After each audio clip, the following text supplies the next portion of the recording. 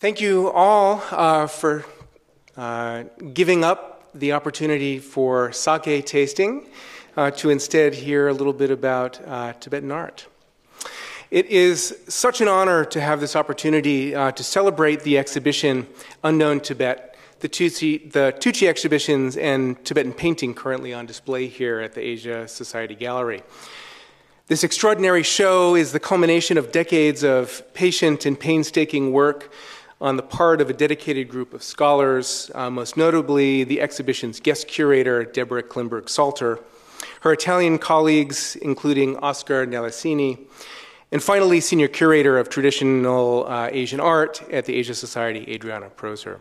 So I'd like to thank them, as well as Asia Society Museum Director Bunhui Tan, and the entire Asia Society staff for making this program possible.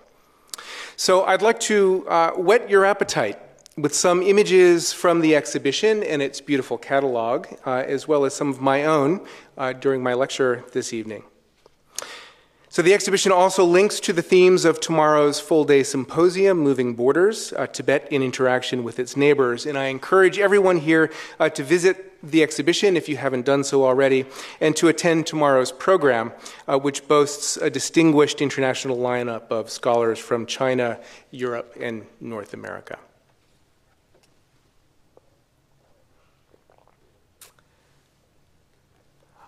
On April 16th, 1939, a modest expedition party left the hill station of Gangtok, capital of what was then the independent Buddhist kingdom of Sikkim in the northeast of India. The group's leader was, of course, Giuseppe Tucci, the brilliant Italian linguist and historian who would lay a foundation for the modern study of Tibetan civilization.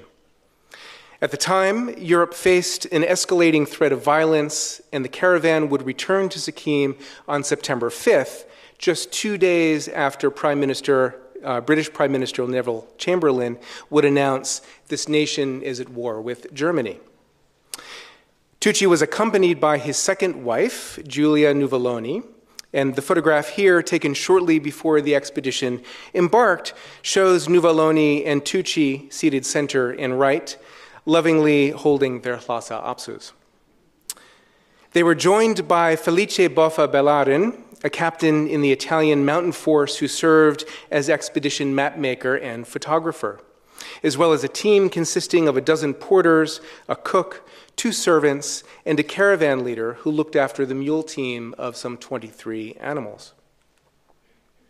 The group crossed the Kangra Pass in northern Sikkim, reaching nearly 17,000 feet before descending onto the Tibetan plateau. And 4 weeks later, Tucci and his team reached the fortress-like monastery of Sakya, seat of the 13th century alliance between Tibet and Kublai Khan. During their month-long residence at Sakya, Tucci enlisted the aid of the British political officer in Sikkim and the representative in Lhasa to arrange official travel permits from the Tibetan government to visit some of the most important religious sites in the Tibetan region of Tsang in south-central Tibet. And during the course of some 19 weeks, they would traverse a circuit, here outlined in yellow, that reached more than a dozen religious centers, including Tashi Lumpo, historical seat of the Panchen Lamas, Gyaltse with its renowned Kumbum Stupa, the printery of Nartang, and the famous monasteries of Ngor and Shalu. At the northwestern edge of this circuit sat a monastic complex that had remained in the shadows of European knowledge of Tibet, but which had served as an influential seat of literary and artistic production for many centuries. This is Takden Punsokling, religious seat of the 17th century Tibetan luminary Taranatha and his Jonang tradition of Tibetan Buddhism, from which the neighboring village takes its name. And here you see a photograph of Punsaling Monastery and the ruins of its hilltop fortress from just a few years ago. Now, this encounter between a 20th century Italian explorer and the 17th century Tibetan religious leader, although separated by 300 years, was a pivotal moment, one that would form a turning point in our understanding of Tibetan art, history, and Buddhist culture more broadly. Tucci and Taranatha were consummate scholars with varied and wide-ranging interests. They were avid readers and collectors of texts. They likewise shared a linguistic interest in Sanskrit, and in fact, in the portrait of Taranatha at the left, he holds the stem of a lotus flower in his proper left hand, and upon the bloom beside his shoulder sits a Sanskrit book. So you can see the stem of the lotus here with the text seated upon it. They were also polymathic in their literary endeavors. Tucci published his first article at the age of 17 and authored scores of essays, reports, and books. A modern edition of Taranatha's collected works spans an impressive 45 volumes comprising hundreds of individual texts on the entire corpus of Buddhist thought and practice. They were both historians interested in documenting the development of Buddhist knowledge through a wide range of textual materials. And they were both deeply concerned with the visual and material cultures of Tibetan Buddhist religion. Taranatha as a means for transmitting basic Buddhist beliefs and engendering states of Buddhist awakening, and Tucci as vehicles for more clearly understanding those beliefs and their articulation within a living tradition. Taranatha created synthetic compositions in text and image that stand as some of the greatest contributions to Tibetan Buddhist culture. Tucci spent a lifetime collecting, analyzing, and publishing Tibetan literature and art, completing some of our most important explorations of the Tibetan cultural world. And had they met one another, I suspect they would have found much to discuss. And in their own ways, both Taranatha and Tucci established their intellectual careers on a scaffolding that crossed and reimagined borders. Tucci left Europe to spend decades traversing the Himalayan range in order to experience firsthand the traditions he studied. As he reflected late in his career, with the expected touch of romantic Orientalism, only those who have been in Tibet know the fascinations of its huge landscapes, its diaphanous air that scarfs the icy peaks with turquoise, its vast silence that at once humbles and uplifts him. Taranatha never set foot in India, but he was deeply fascinated by South Asia and constructed a body of religious traditions that reflected what he believed was an authentic Indian face. So in keeping with the theme of moving borders, I'd like to share with you the story of these two extraordinary individuals, the 17th century Tibetan abbot who produced Buddhist art, and the 20th century Italian explorer who studied and collected it. The Italian scholar and the Tibetan Lama were born into worlds apart, but they converged upon the figure at the very heart of Buddhist religious expression, that is, the Buddha himself. So this evening I'll introduce you to a constellation of images, texts, and narratives of Buddha Shakyamuni's life, first produced by Taranatha at Phuntsholing Monastery in the early 17th century, and then surveyed by Tucci some 300 years later.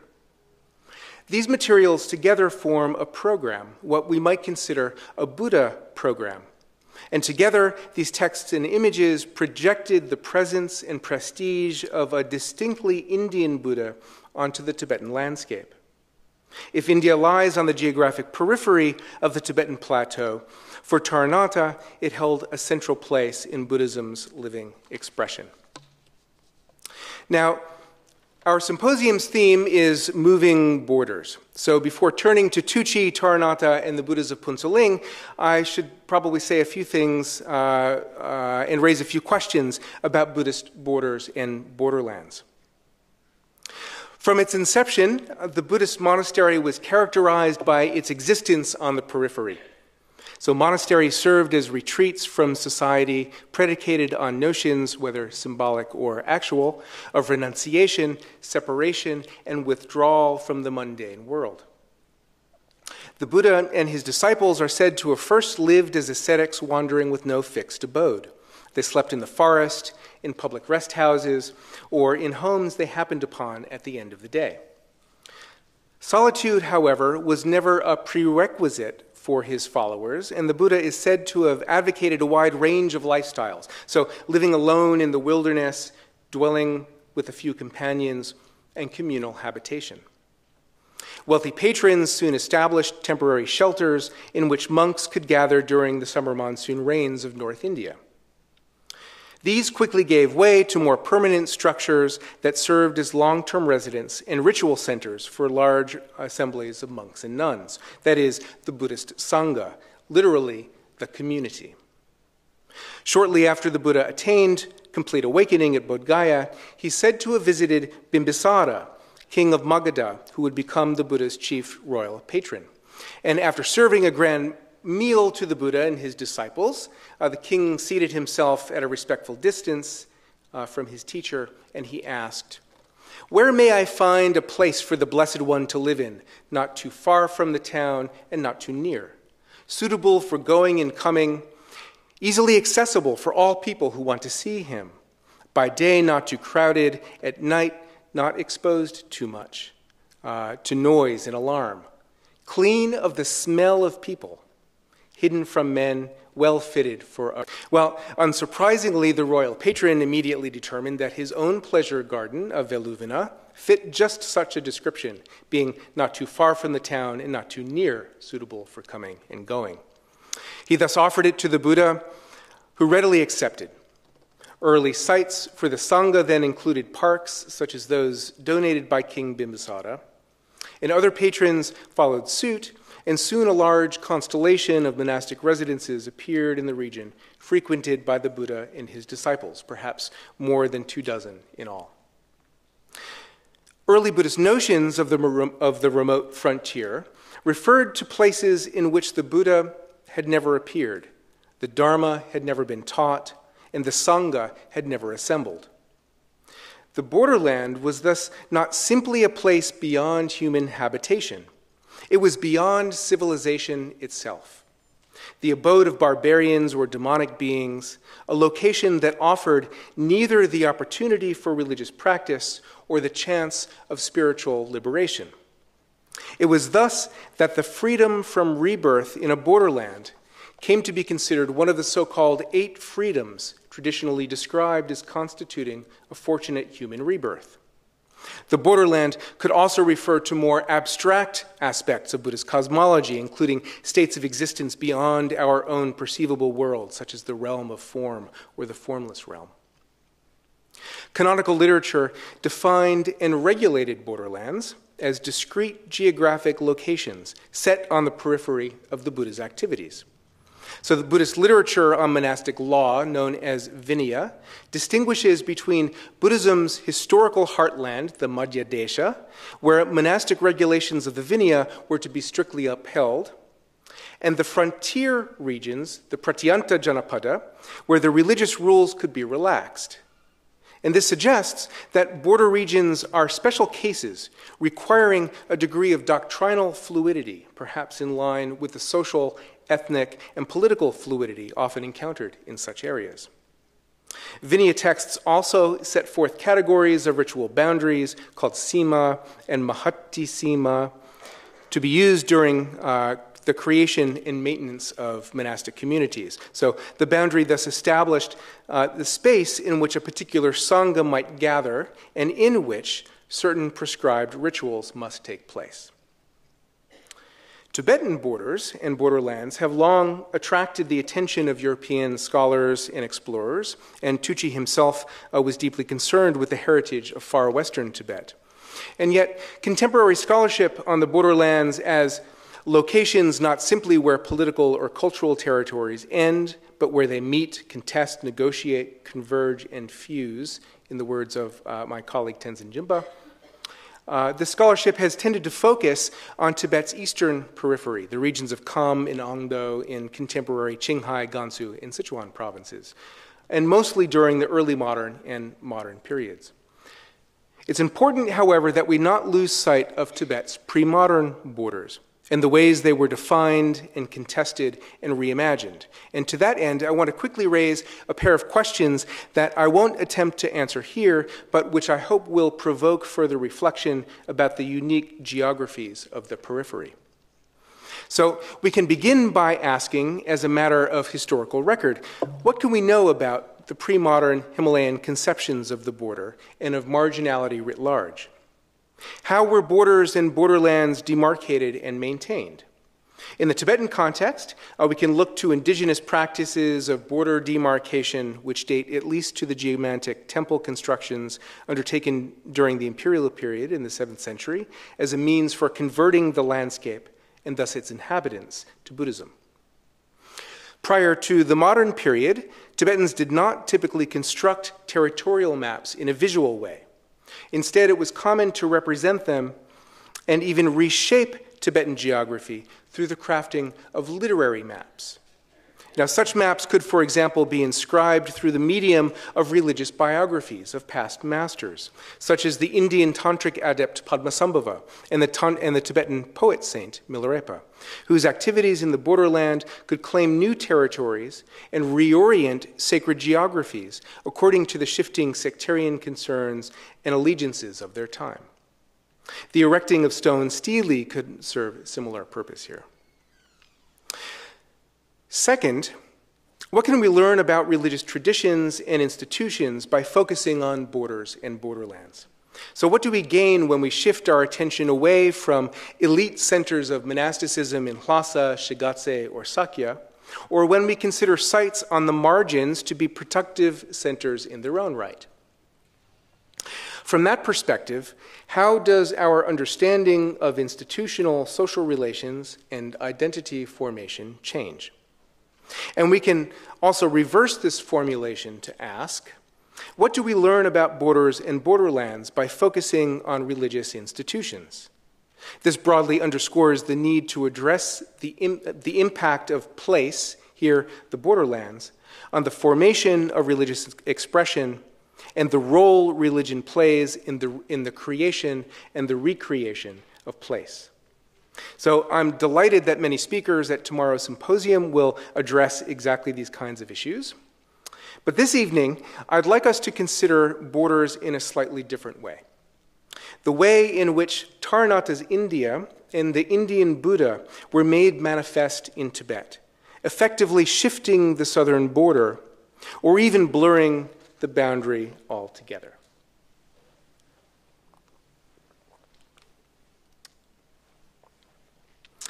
Giuseppe Tucci was among the first European scholars to dedicate more than 2 decades of travel in Tibet with the express aim of documenting Tibetan civilization in its many aspects. He was particularly moved by Tibetan artistic traditions. So what Tibetan art really tries to do, he wrote, is to show us a divine world evoked so vividly it becomes luminous, even if he also confessed that in that art, quote, the loftiness and the grace of Italians are not equaled. He was Italian after all.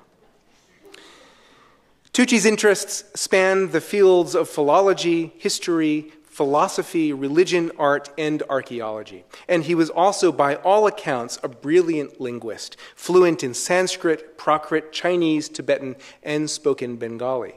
And he liberally used his gift for languages to forge relationships with Tibetan leaders, such as the Tibetan diplomat and civil official Tsarang, who's pictured here.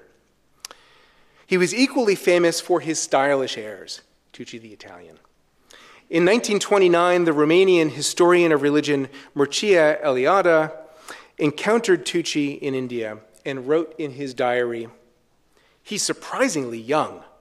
Tucci would have been 33 at the time. "He's a fast talker in all languages. He slept for no more than 2 or 3 hours a night. At the time, he was working on the Sanskrit translation of several texts of Chinese logic. This man, who spoke all tongues, was also handsome and seductive. He wore a dinner suit with extreme elegance, even though he always went around with a manuscript in his back pocket." So I've now taken that as fashion advice, I think. Tucci made 14 expeditions to the Himalayan regions of Tibet and Nepal, and the documents he collected during these trips, especially those in 1937 and 39, provided him with the materials necessary for writing a broad history of central Tibet, together with a survey of local institutions and their religious traditions. And these efforts resulted in his opus a decade later, published as Tibetan Painted Scrolls, a monumental contribution that would transform the nascent field of Tibetan studies. And I still remember, as an early graduate student, my first trip to the library to pull out the original publication of Tucci's, the 3 volumes of painted scrolls, which are these enormous publications. It was like a kind of pilgrimage. In the middle of his 1939 expedition, Tucci's party departed the village of Chaptrang on June 23rd, and after a long day's journey down the Brahmaputra, or Tsangpo River, in a yak skin coracle, which you see here, actually from that expedition, reached Taranatha's monastery of Phuntsok Ling. He was able to spend only a few days in residence. Now, the earliest European record of Phuntsok Ling appears in a survey sponsored by Royal Engineers Officer T.G. Montgomery and carried out in 1865 by Nain Singh, one of the so-called pundits employed by the British government to covertly survey the Tibetan highlands while disguised as pilgrims. And Montgomery published the route and a map clearly indicating Phuntsok Ling, which Singh had visited on September 26, 1865. Tucci had perhaps been alerted to Phuntsok Ling's magnificent artwork by Cecil Godfrey Rawling, a captain in the British Army who visited the monastery and neighboring village in 1904 during a mission to survey the Brahmaputra. And the following year, Rawling published what is perhaps the earliest extant visual record of the monastery, together with this description of its many murals. So Rawling writes, again in a tone that is quite indicative of the time, "The walls are covered from top to bottom with frescoes, some beautifully executed, but all representing in one way or another the lewd figures so commonly reproduced in all Tibetan temples." Several years later, in the spring of 1907, the acclaimed Swedish explorer Sven Hedin would pass by Phuntsok Ling on the far side of the river, and he noted that a local Tibetan villager informed him that the monastery had been founded some 250 years earlier by a lama named Yitsin Taranara. Well, the villager was no doubt referring to Taranatha, and his dates were off by a mere century and a half. Taranatha's construction of Phuntsok Ling began in 1615, and the monastery would grow into an expansive complex, including a large assembly hall surrounded by numerous smaller temples and residences, as well as a walled fortress atop a nearby ridge. In planning his religious seat, Taranatha was deeply influenced by the traditions of India, and he's widely recognized as an unabashed Indiophile who considered himself to be an Indian somehow caught in the wrong body. He trained under a master who was revered as the last of the great Indian Buddhist adepts. He avidly read Indian epic literature, the Ramayana and the Mahabharata, with Indian scholars invited to the monastery for this purpose. For Taranatha, India was an object of personal fascination, a subject of study, and a source of inspiration central to his identity as a Buddhist virtuoso. Taranatha has also been described as a virtual Indian, a status that allowed him to assert the possession of an authentic Indian Buddhist heritage. His claim to expertise in all things Indian served as a marker of legitimacy, highly appealing in the eyes of his patrons, and elevating his new monastery and its religious systems in the face of competing traditions. Now, one manifestation of Taranatha's India-centrism is an organizational principle I refer to as the Buddha program. The Buddha program consists of a large corpus of Taranatha's writings, his religious artwork, and related rituals focused on Shakyamuni as the Buddha of our age, and as a figure firmly rooted in an Indian milieu. The Buddha program includes Shakyamuni's life story presented in literary and visual narratives, iconography and temple design, poetry, and communal ritual practices. In general terms, it's not surprising to find Shakyamuni as the leitmotif for a Tibetan Buddhist monastery. But in the case of Phuntsok Ling, the Buddha program, with Shakyamuni at its center, assumes a pivotal role. Shakyamuni's calling. He serves a pivotal role in an uncommon and perhaps unprecedented way. The Buddha program, with its emphasis on Shakyamuni as the Indian Buddha, fit well into this general scheme of creating an Indian oasis in the arid highlands of south-central Tibet. Taranatha conscientiously adopted the figure of Shakyamuni not only as an object of veneration, but also as an emblem, as a kind of institutional brand for the promotion of his monastery. Taranatha's Buddha program would afford his religious seat a significant degree of institutional prestige during a period of increasing tensions with the Dalai Lama and his supporters in Lhasa. Now, Tucci recognized the importance of Taranatha's literary works and the murals that cover Phuntsho Ling's walls. Unfortunately, of the 3,000 or so photographs that Baladin took during the 1939 expedition, Tucci published only a handful related to Phuntsho Ling. So several of them document the murals in a protector chapel devoted to Rakta Yamari, which Tucci described in this way. These images have no relation to other Tibetan schools that we know of. They represent something so novel that our mind does not seek Tibetan parallels, but rather, however strange it may seem, turns to the paintings of some modern Indian schools. And I particularly love the depiction of the animal here. One location that remains surprisingly absent in Tucci's site description is the monastery's main assembly hall, where the figure of Shakyamuni is a recurrent iconographic theme. So the space is dominated by 40 massive representations of Shakyamuni Buddha, each approximately 10 feet high. They were exquisitely executed with the assistance of Newar artisans from Nepal in a wide range of iconographic poses and artistic styles. Moreover, inscriptions inform us that the majority of these massive paintings depict the Buddha in the act of teaching the key discourses fundamental to the Jonang tradition as transmitted by Taranatha. So the resulting experience could be overwhelming. As resident monks gathered for communal rituals, it was as if they were seated at the Buddha's feet among his disciples, listening to the master recite their own scriptures. At the center of the Buddha program is Taranatha's literary narrative of the Buddha's life story, entitled The Sun of Faith, which Tucci discusses at some length in Tibetan painted scrolls. He calls it a biography of the Buddha only in an indirect sense, one in which Shakyamuni is simply the spiritual center around which the story develops. Taranatha, however, describes his work as a, quote, biography of the completely perfect Buddha compiled primarily from the Vinaya and written in just the right length. Well, although the title also refers to the work as a brief account, it is in fact one of the most extensive autonomous treatments of the Buddha's final life authored in Tibet at the time. In 125 chapters, it recounts Shakyamuni's life, his birth, his life as a prince, his renunciation and practice of austerities, and his eventual awakening. And unlike nearly every other Tibetan account, Taranatha devotes nearly 80% of his text to the Buddha's teaching career.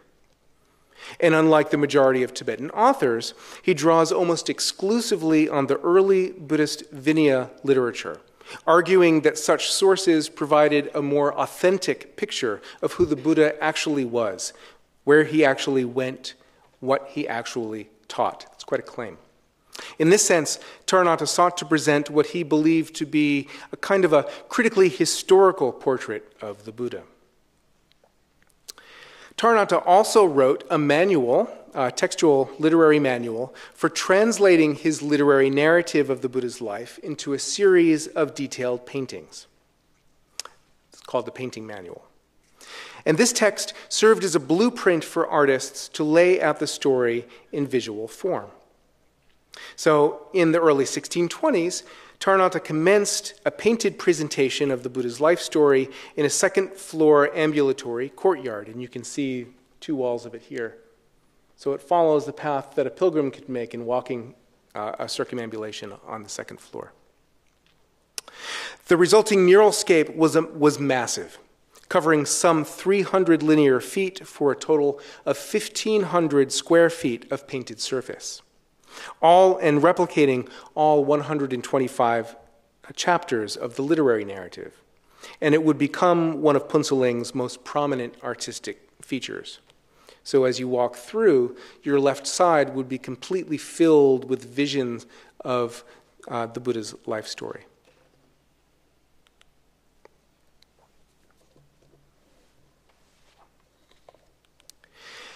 Now, the space is divided into 15 discrete mural panels. They're divided by architectural features such as windows and doors.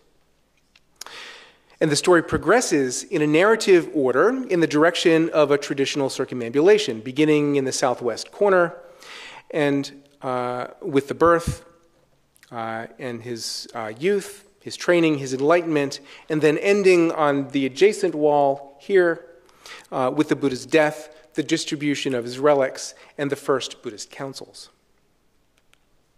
And the narrative vignettes it presents are complex in highly detailed arrangements, bricolages of individual figures dressed in varicolored clothing. Human, divine, and demonic figures are represented with great liveliness and attention. We find lush depictions of flora, including varieties of trees, flowering vegetation, and grasses, and scenes unfold in and around architectural structures ranging from ornate royal palaces to simple ascetics' huts, carefully wrought from tree branches and thatch. So I'd like to give you a sense of just how intriguing, how engaging, and rich these murals are by starting with the early part of the Buddha's life. And this is the first panel, this is the first section of the mural that you would encounter were you walking the traditional pilgrim's circuit. So in the upper left-hand corner, we find Tushita Heaven, of course, which is where the Buddha resided before he took birth in human form. And you see him on the left side here, passing his crown to the Bodhisattva Maitreya, who will become the future Buddha. Eventually, he takes birth. He takes birth in his mother's womb, and his mother gives birth. And his father calls upon a local soothsayer to come and give a prediction for what will happen to this young child when he grows up. And so they call this hermit Asita, who is described as meditating in the far sort of reaches of the region, sort of up in the mountains. And we find up in the left-hand corner, there's Asita sitting in meditation with his young disciple. So they hear the call, sort of miraculously hear the call of the young prince's father, and they set off to fly to the kingdom. And they do that literally, right, flying through space.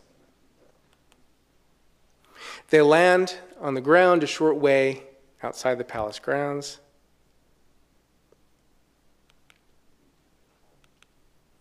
They walk through the entrance gate of the palace. And I want you to note here the use of the physical space, of the kind of mural painted geography, which doesn't necessarily follow in direct linear order. So, of course, Asita is described as meditating off in the wilderness, and so he's depicted in the mural as seated in the margins, and he actually flies across the first third of that mural space of about 7 or 8 feet before he lands at the palace, which is in the center. He comes and sits before the king, and in the first panel here, he's of course giving the famous prophecy that when he grows up, the child will either become a great wheel-turning monarch, or if he renounces the kingdom, he will become an awakened one, a fully enlightened Buddha. And in the other panel here, you see poor Asita is holding his forehead with tears streaming down. He's saddened because he realizes that he won't live long enough to see him become the Buddha. So the young prince, of course, undergoes the traditional kind of education in the traditional forms of learning, and that included things like physical feats, like archery. So the famous archery contest he undergoes, where he and his cohort are all competing, shooting at targets. Of course, young Shakyamuni is the future Buddha, and so his arrow flies through all of the targets which were arranged and lands in the far distant quadrant at the foot of a hill, where it miraculously turns into a spring, which was later demarcated by a Buddhist stupa. So we come to the marriage and eventual renunciation of the Buddha. So here we see a very complex representation of the young prince's life in the palace. It's a combination of him living with his wives, several wives, in the harem around him. He's being regaled with food and music. With his journey out of the palace gates, where he has these 4 encounters with an elderly person, a sick person, a corpse, and then a renunciate, which of course inspires his own renunciation.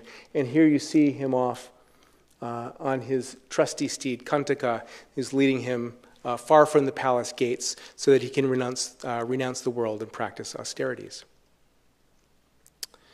He goes off and he studies with a number of early teachers,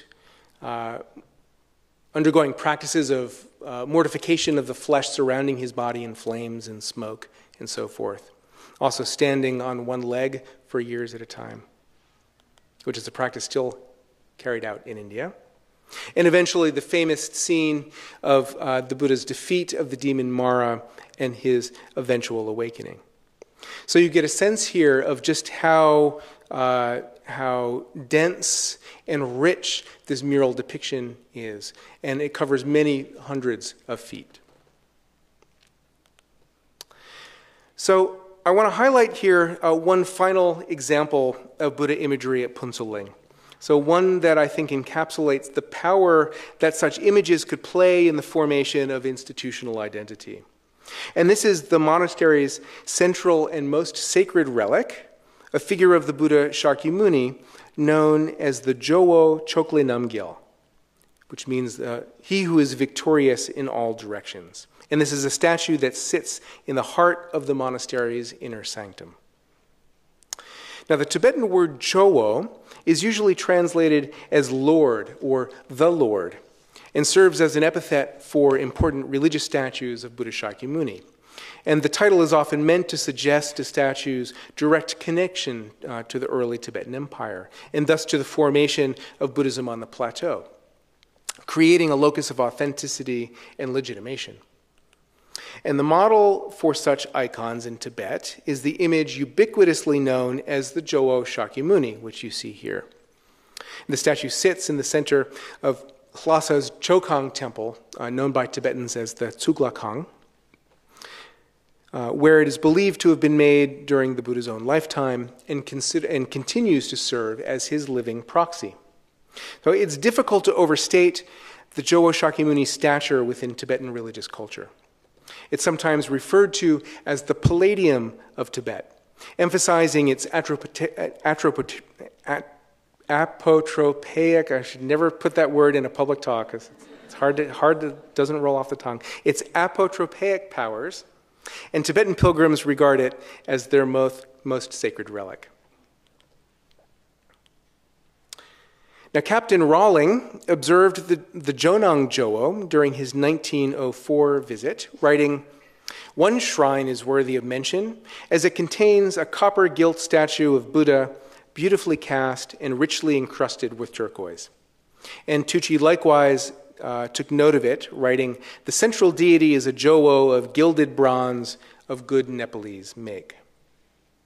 Taranatha recorded the history of this image, in which he affords it an illustrious provenance that extends back to the time of the historical Buddha and his disciples, and passing through the great institutions of the Tibetan Empire before reaching his own monastery. And the story that Taranatha tells goes something like this.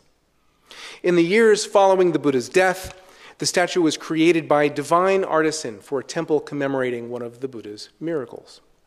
The image eventually made its way to Tibet and the court palace of its 8th century monarch, where it served as the ruler's personal meditation image.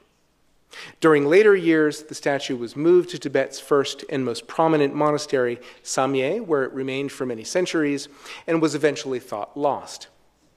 It later turned up, however, in the palace temple of Tibet's 15th century rulers, and then finally in 1621, at the behest of Taranatha's patron, the king of Western Tibet, the image was brought to Phuntsholing, where it was installed as its central icon within the inner sanctuary of the Great Assembly Hall. Now, this act had some precedent. Just 3 years earlier, the same king presented Taranatha with the religious icons that had been captured from the personal shrine of his political adversary.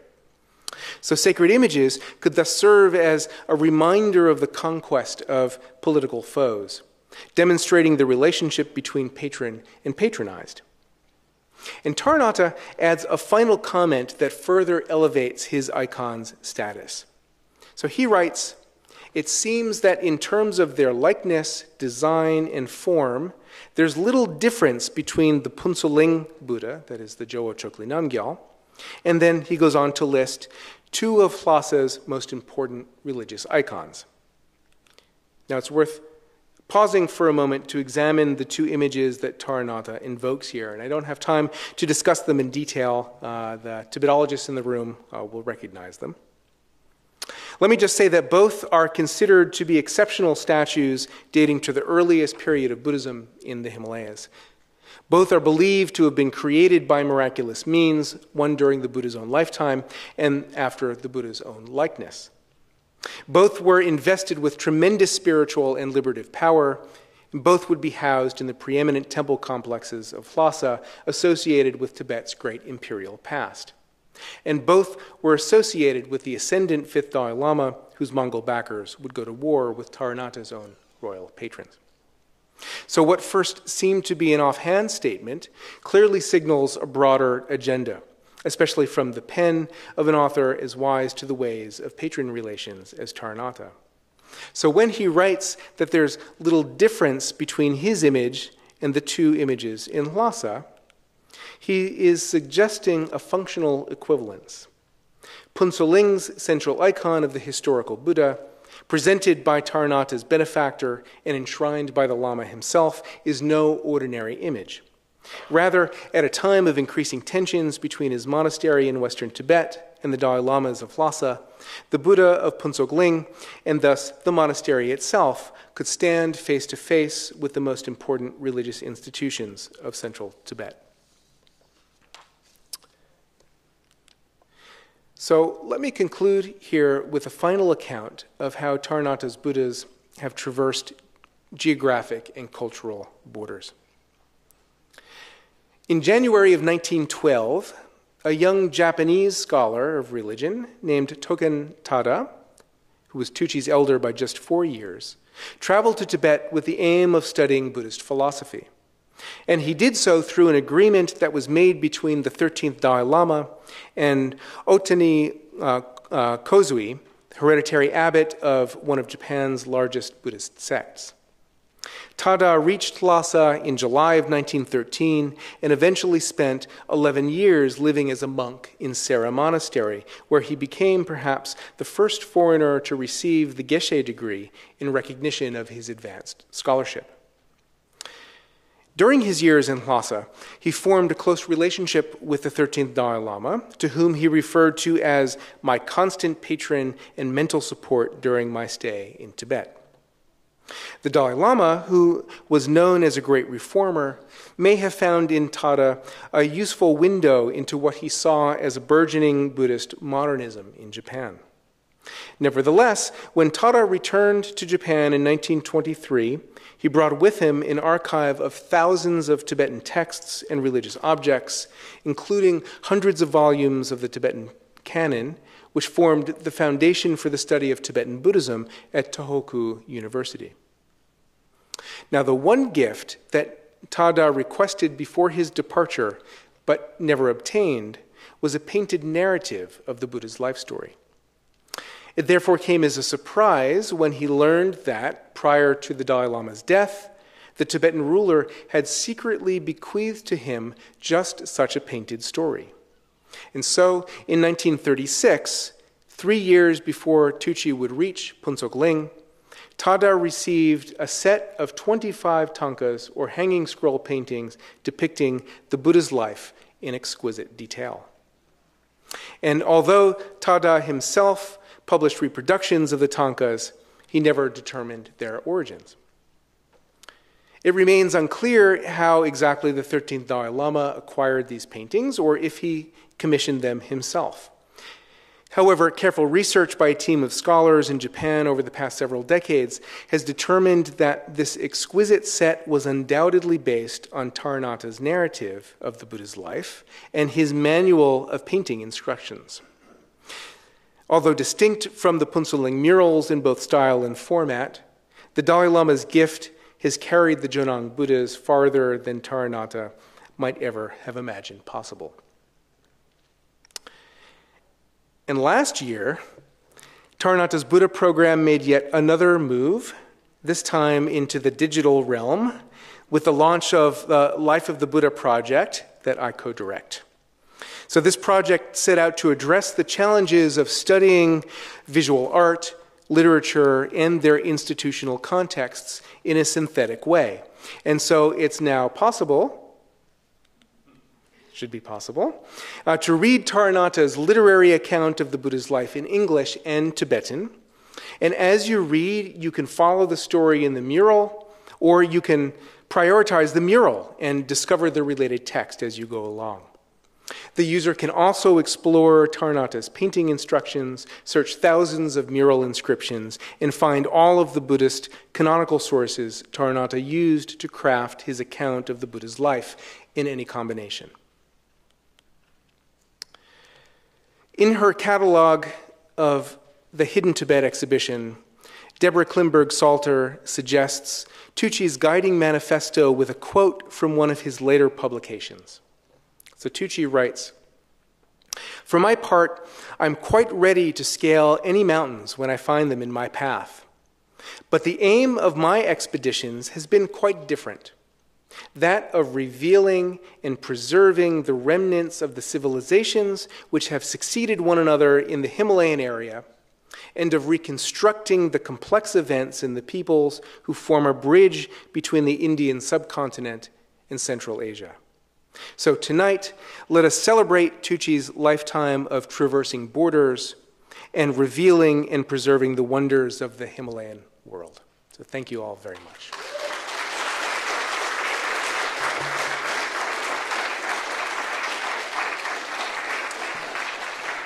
So, I'll open up to questions. Sure. In a minute. Yeah, please. I'd like to invite you all to ask questions in a moment. I want to thank Professor Quintman for setting the stage and helping us to visualize Tibet's borders across time and space. We have microphones available for those of you who have questions, and I'm just going to ask you to raise your hands, and then we'll have you speak into the microphone. We'll ask you to help pass them around, and hopefully we'll have some interesting discussion. I thought you were going to say, hopefully we'll have some good answers. Please. Are there any questions? Here. Thank you. That was excellent. I don't know much about Tibet. And I wanted to ask you, because you showed the three Buddhas, they all had turquoise blue eyes, and you mentioned that they were actual representations of the Buddha. So did he have blue eyes? Unfortunately, there were no digital cameras back in the day.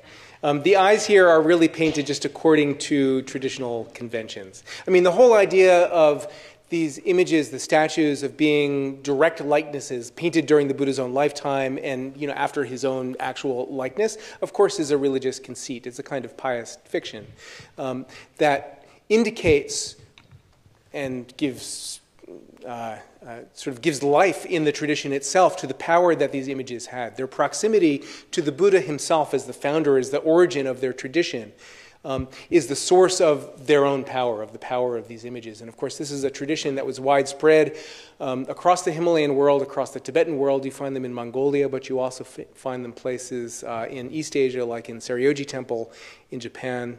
There's an image that's said to have been created during the Buddha's own lifetime. So this is a very powerful, evocative idea that an image could have been painted during the Buddha's own lifetime. Thank you. Thanks. Fascinating material. Can I ask, though, maybe something somewhat rudimentary, but is there something about what Taranatha is doing that beyond his engagement with the epics that's particularly sort of endophilic? Because, I mean, looking at the art, is there representation of the fauna or something about the layout of the palace or anything that shows that he had any information more than what any other Tibetan at this point had? Right. Thank you for that question. And it actually raises a really interesting issue of trying to understand Taranatha's visual representations of the Buddha's life in a Tibetan landscape. So the idea that I'm trying to present to you, and I've written about elsewhere and have spoken about elsewhere, is that Taranatha had this idea of presenting what he thought was an authentic representation of the Buddha in a landscape that was authentically Indian. So he begins his mural here in that first panel that I showed you with what we might think of as like an establishing shot in film, right? I mean, here's India and the people are wearing proper dress and they're the proper kind of background and things like that.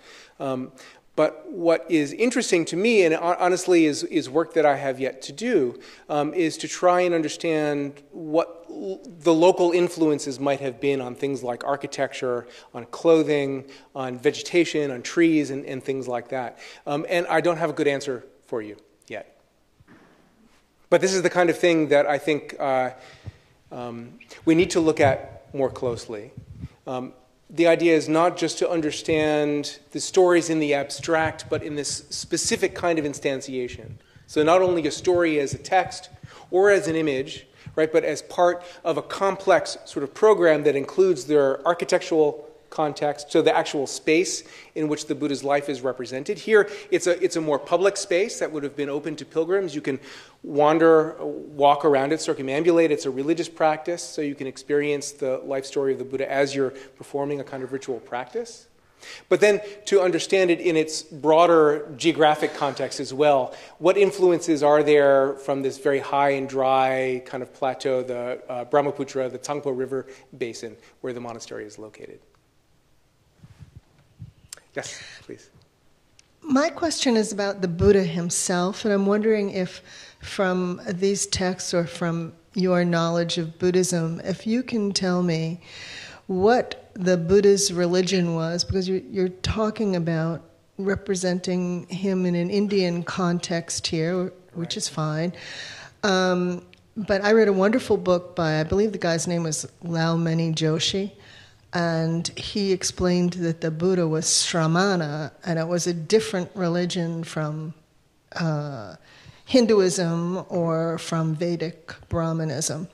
And I wonder, I'd love to hear your thoughts on that or what you know about it. Right, thank you for that. As someone famously put it, we know very little about the Buddha of history. We know a lot about the Buddha of stories. So nothing the Buddha taught was written down during his lifetime. It was only committed to writing many hundreds of years after he died. So our knowledge of who he was as a historical, kind of critical historical figure is very limited. But the term that you mentioned, Shramana, is an important one. That means a kind of striver or searcher, someone who leaves home. And the Buddha's early religious practice is sometimes seen in contrast to the kind of broader Indian religious milieu, which was in the control of a small group of hereditary priests, the Brahmins, so kind of Brahmanical religion. And if you needed rituals to be done, any kind of life cycle rites or things like that, they could only be performed by a certain elite group, sort of social group. And the Shramana idea was that you could leave the attachments, the confines of ordinary social life behind and discover the truth on your own. So there were many people, not just the Buddha himself. The founder of the Jain tradition lived around the same time. So part of the same kind of general idea. I don't think you could really say the Buddha himself was a Buddhist back in the early day. Buddhism, of course, is a term invented in the West. It's one of many isms that was created around the time that religious studies became an academic affair. So it's difficult to answer as a historian, it's difficult to answer your question with real clarity. What we can do, and what I've tried to present to you tonight, is present to you the stories that Tibetans themselves told. How did Taranatha understand the figure of the Buddha? What I find so interesting about his version of the Buddha's life is that he argues very clearly at the end of his text that he's presenting a picture of the Buddha that he believes is historically accurate. He's making very strong claims here. In fact, it's more accurate than other representations, other literary representations that had been written before him, because he uses these kind of early Vinaya sources. I have one follow-up on this, and that is he chose to have his passing in the Mala kingdom, which was an unusual one for its religious and political makeup. I wonder if you'd have a word on that. So what are you asking specifically? He chose to take his parinirvana at the Mala kingdom, which had an unusual political arrangement of a more democratic type of rule, and also it was its religious practices that he chose to have his parinirvana there. I'm wondering if you can enlighten me any on that, and if you can't, that's fine. Well, the specific rituals it's in one of the famous descriptions of the Buddha's death, the Mahaparinirvana Sutra. Actually, the Buddha himself is said to describe for his disciples what they should do for him after he dies, which is to cremate him and install his relics in a funerary mound, a stupa, and venerate them, and begin a tradition of venerating the various places in which the Buddha had performed important activities: the place where he was born, the place where he became enlightened, the place where he gave his first teaching, and the place where he died. Thank you. Thank you, Andy, for the great talk. My question is about the images of the Cho Shakyamuni and the Cho Mikyu Doje in Lhasa. So, although these two statues came to Tibet around the same time, during the time of Songtsen Gampo, right now the Cho Shakyamuni is actually much more prominent, well known than the Cho Mikyu Doje. Right. So how did that come to be? How did the prominence of these two statues develop over time? Right. So thank you for that question. It's an interesting question. The story of how the Cho Shakyamuni came to hold such an important position would take probably longer than we have, this evening. But the short answer of why Taranatha's own Cho image is not better known is that shortly after Taranatha died, his patron his palace was sacked by the alliance supporting the Dalai Lama, the fifth Dalai Lama in Lhasa, and Taranatha's own monastery, Phuntsholing, was converted to the Gelugpa tradition, which it remains to this day. Miraculously, the Jonang Chowo survived and is still in the central shrine. They claim it's the original statue. It would be interesting to gather a kind of oral history of what happened to that image over the last 100 years or so. I'd like to, right here. Yeah. I'm wondering if you could tell us something about Tucci's mindset in terms of his ability to get those pieces out of Tibet. Was that a special window of opportunity that he saw, and what were some of his motivations? It strikes me that it'd be very difficult to pull that off today. Yeah, well, that's a good question. You know, Tucci was not the only person to travel to this part of the world and return to Europe and other parts of the world with materials from in situ. And there are different ways of thinking about this. I think Tucci himself saw his own life's work as trying to understand and then represent the traditions of High Asia, of Tibet, and the Himalayan world, to preserve it and to represent it to the West for posterity. So I think in his mind, he saw this as a great service. This kind of activity, of course, is looked at somewhat differently nowadays. We have a sort of different context, and you might even say there are different rules of the road. So I think you're right that this kind of activity could not and perhaps should not take place in this day and age.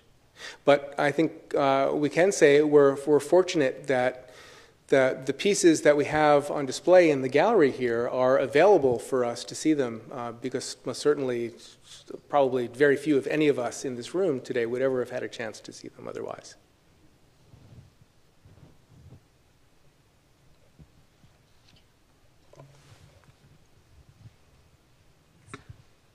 I was just wondering if, I know you mentioned that there was the Jo in Punsoling Monastery and then also the one in central Tibet.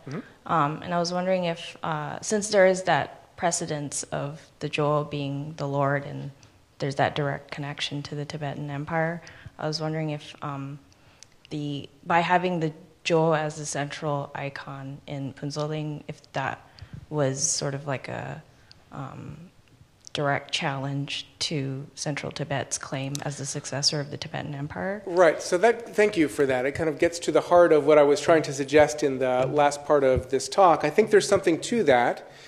Certainly having a Chowo statue that could stand sort of on the sort of equal level to the great images of Lhasa, certainly elevated the prestige of his own monastery and in turn elevated the prestige of his own patron, who was the king of Tsang.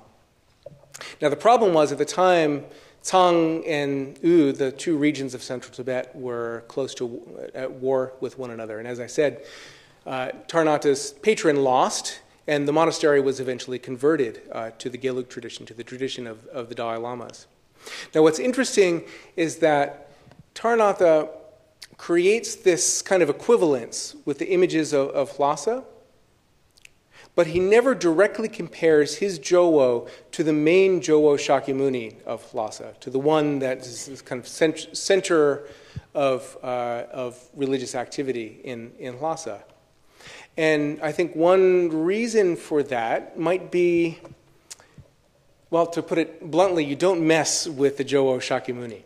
So there are innumerable stories of Jowo Shakyamuni of Lhasa of having its own kind of particular kind of power to combat and affect, sometimes detrimentally, those who abuse it, right? Those who take advantage of it or try to harm it in some way. So there are stories of individuals who've come to Lhasa and tried to remove the Jowo and banish it and bury it in the Tibetan borderlands, and those people died under mysterious circumstances. And their deaths were attributed to the power of the Jowo. And so it seemed that Taranatha was trying to draw this kind of comparison, but there was a sort of line in the high sands of the high plateau that he couldn't cross. So there was a gesture there, but it was a somewhat subtle one. A related question to that, you'd pointed in your talk to this some competition, in a sense, with Lhasa. As we know that Lhasa at that time was getting patronage more from the East, increasingly involved with Mongolian support and also connecting with the Qing. Do you see his turn towards India purely a doctrinal motivation and towards purity, which it can sometimes be, or may it have had some political motivation as well? Yeah, I don't think it's possible to extract the religious from the political. I mean, in general terms, in thinking about religion writ large, with a figure as complex, as savvy, and as accomplished as Taranatha, I think the religious, in a sense, was always political. Right? There was always an angle. So I think that it was not as simplistic as an interest in being seen as the holder of authentic Indian ritual traditions, which of course he claimed to be. Right? But the turn towards the south was a sense seeking legitimacy from a direction that didn't involve the Dalai Lama and his Mongol backers.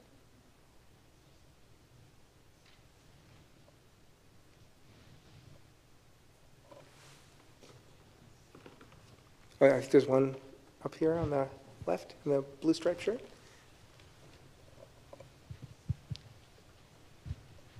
Well, thanks. So it's me again. But returning to the art, I mean, something occurred to me that you didn't mention, and I wonder, so if Taranatha bases his presentation of the Buddha's life on Vinaya sources, does that mean he doesn't represent some version of it where there's a tantric element to the Enlightenment narrative? No. It's a demythologized... Well, that's a loaded term. I would not call it a demythologized version of the Buddha's life. It's filled with miracles and so forth. But he states very explicitly, there's a long sort of appendix or colophon at the end of the text where he lays out the sources that he used and his rationale for using them. And he says that in general there are two kinds of sources. The early sources, we can refer to them as the Hinayana or Theravada or early Buddhist sources. And there are the later Mahayana sources. And the Mahayana sources were more prevalent in Tibet. So Tibetans often followed texts, Mahayana versions of the Buddha's life from India, like the Lalita Vistara and others. And they merely copied that. Now Taranatha claims that both Hinayana and Mahayana sources are authentic. You can write an authentic Hinayana and Mahayana version of the Buddha's life. What's most important is that you don't mix those two sources together.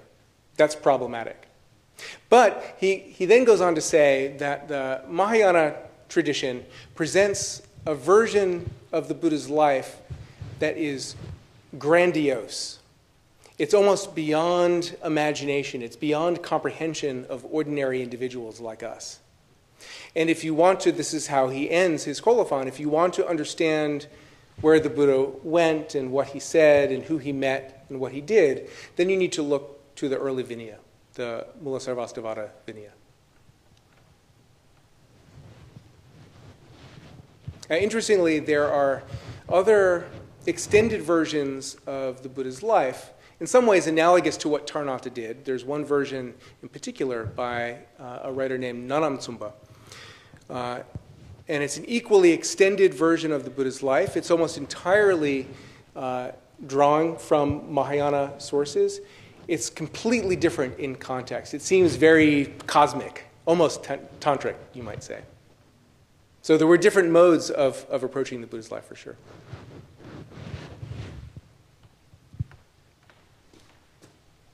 Have we exhausted ourselves? Thank you. Thank you.